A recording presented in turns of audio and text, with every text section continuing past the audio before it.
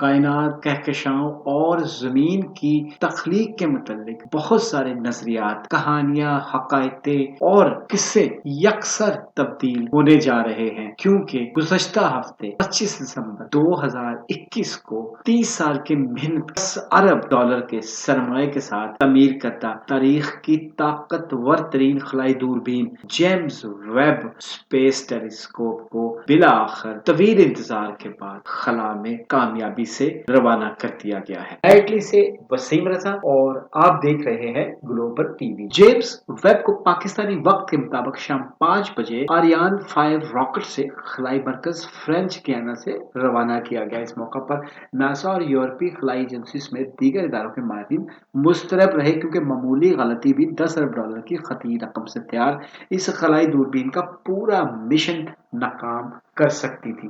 James Webb دوربین اپنی پیشرو Hubble خلائی دوربین سے کئی گنا زیادہ طاقتور اور مؤثر ہے، کیونکہ اس میں حساس ترین آئینے لگائے گئے ہیں۔ اس دوربین کا مرکزی آئینہ 18 آئینوں کو آپس میں جوڑ کر بنایا گیا ہے، جس کی مجموعی چوڑائی تقریباً 6.5 میٹر ہے، اور یہی اس کی وسعت ہے۔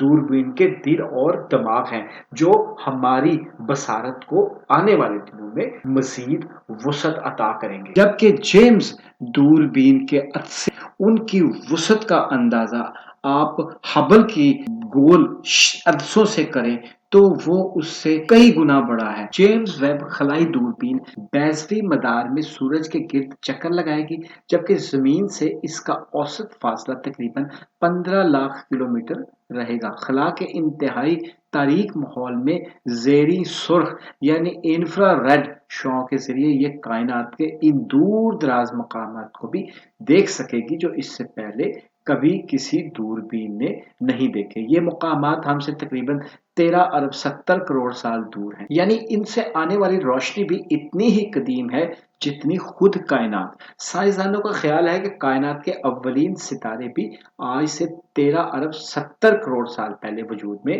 آئے ہوں گے، لیکن اب تک کسی بھی دوربین سے انہیں نہیں دیکھا جا سکا۔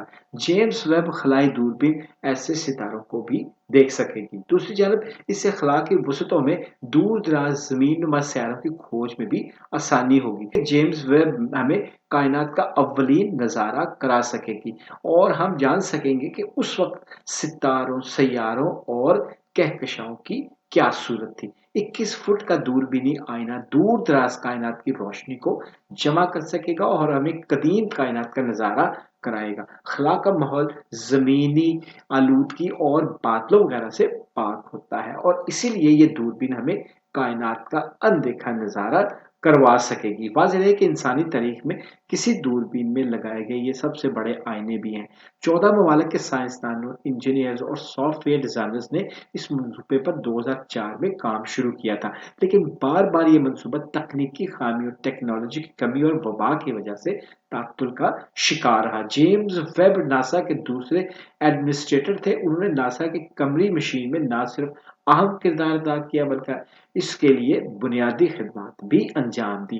جیمز ویب کی حکمت عملی ایک عرصے تک ناسا کی ترقی کی ضامن رہی، اور 27 مارچ 1992 میں جیمز ویب، جن کے نام پر اس ٹیلیسکوپ کا نام رکھا گیا ہے، وہ اس دنیا سے رخصت ہو گئے تھے۔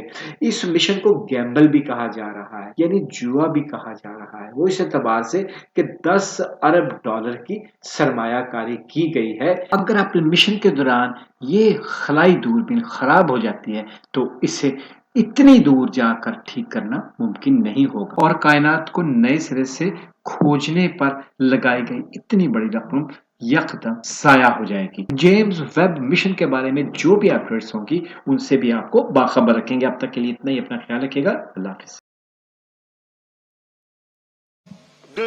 Unité, top. And we have engine start. And liftoff. Décollage. Decollage, liftoff from a tropical rainforest to the edge of time itself.